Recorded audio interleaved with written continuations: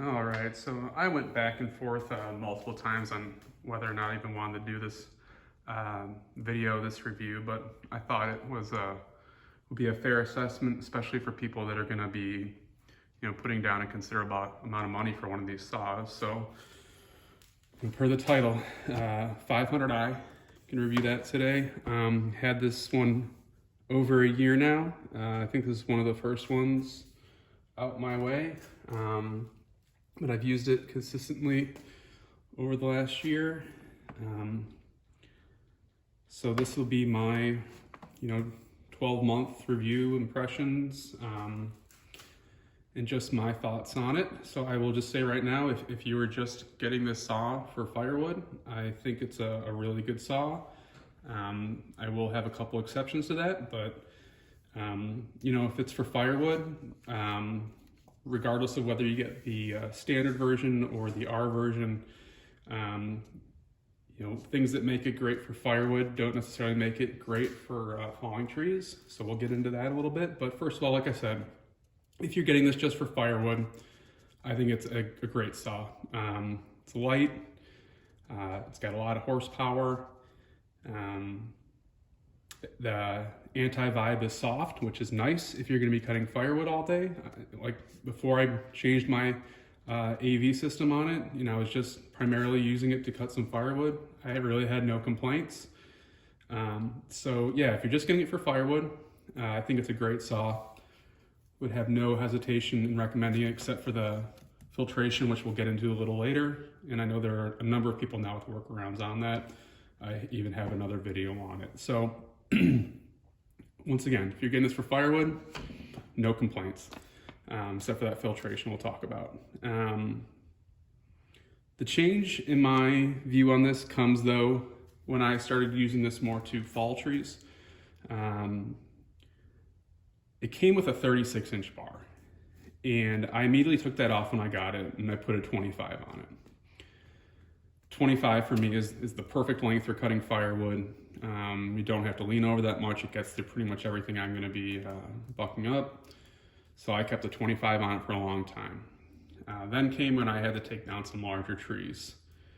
And I then threw a 28 and then a 32-inch on it. And these are all light bars, by the way. These are not the standard Rolomatics.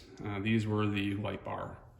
And as soon as I put that 32 on it, the saw started flopping like a fish. The AV wasn't working. It was already maxed out, bottoming out when you had the saw on its side.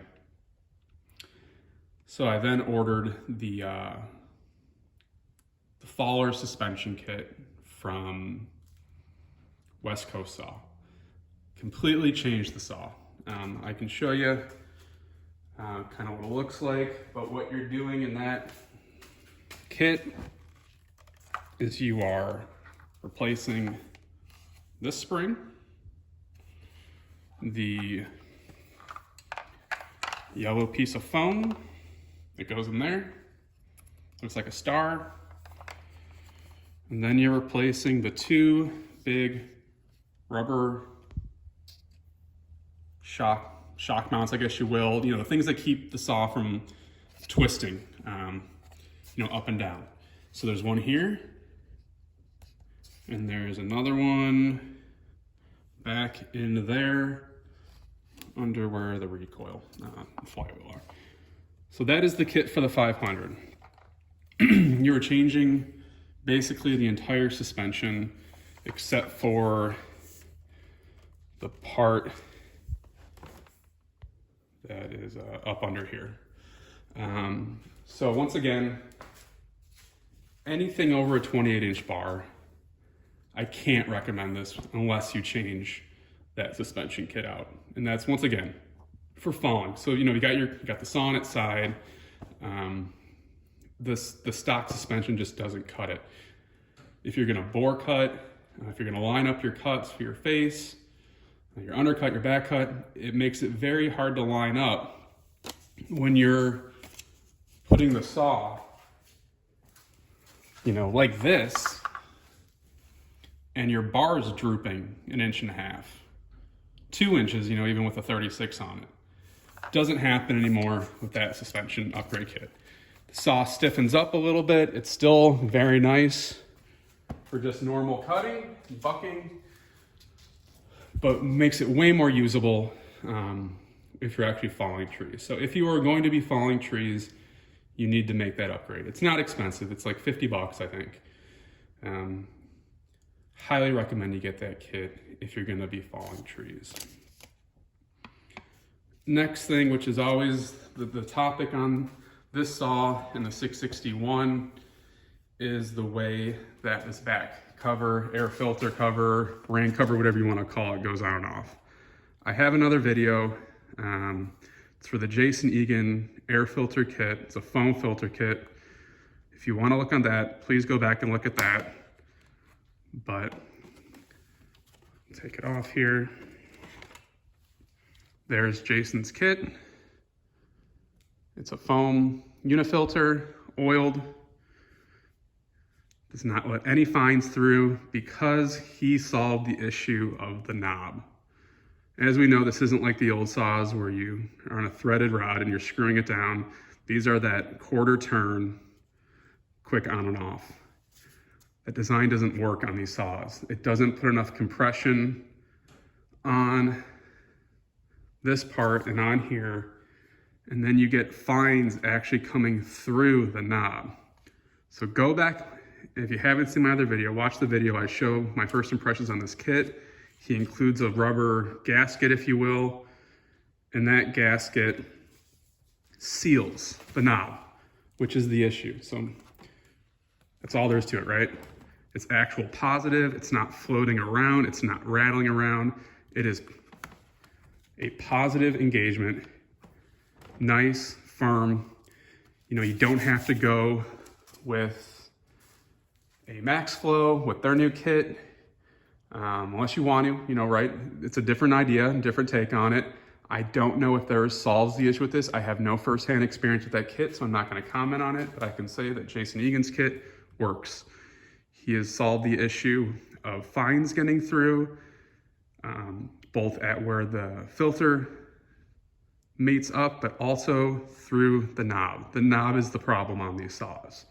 I've seen other people use pool noodles, have used like an RTV or a silicone to try and get that extra pressure, but you need to be able to prevent dust and fines from getting in around the knob.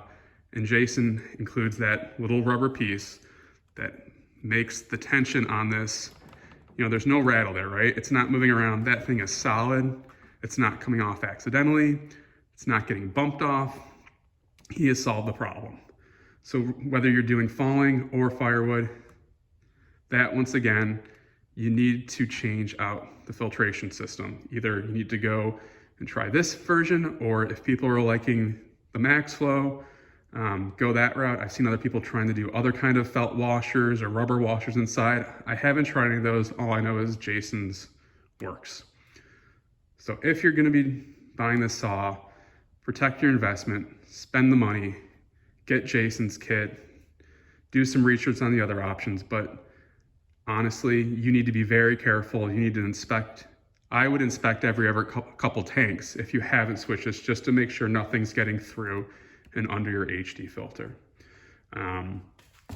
So that is a must, that you have to do something for that. Next thing I want to just go on to was the handlebar design. I don't know if I like it or dislike it. It is a totally different shape, profile than the other Stihl saw. As you can see, it goes forward on the kick out there. It's a very different design than what they've done before. I don't know if they're trying to get your hand forward more on the clutch cover for the chips, which we'll talk about in a minute. I don't know. I don't have a real problem with it. I don't like it or dislike it. It's just different. One thing I don't understand is this appears to be something so you don't get your finger on the engine. I don't know if it's an exhaust. They don't want your hand going up at the exhaust. It's not really by the exhaust. I don't know if it's to keep it off the cooling fins, because you can see you got quite the opening there. But I just don't understand. It's like an afterthought, and it comes off easy. So you can knock this thing off, you can lose it. I don't get it. It's got to be to keep your hands off the cooling fins and off the cylinder. That's all it's got to be. I can't think of any other reason, but it pulls right off. Next thing. So once again, this is an R model. Side cover. This has also been, a common reoccurring theme, and there's other people now coming up with other side covers. But you can see, and it's the same on the 462. This isn't the old style cover, right? This doesn't come down all the way to about here and here, and you got this tiny chip deflector.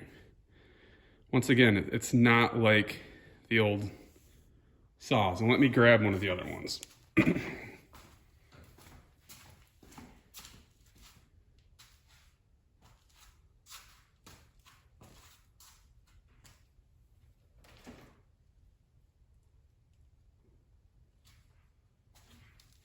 So for the longest time, Stihl used this model of chip deflector. This is on like the 46, the 460, the 461, the 660, 66. They all have large chip deflector, flared bottom, and it extends the whole depth. So that was, once again, a big departure on the 500 and the 462.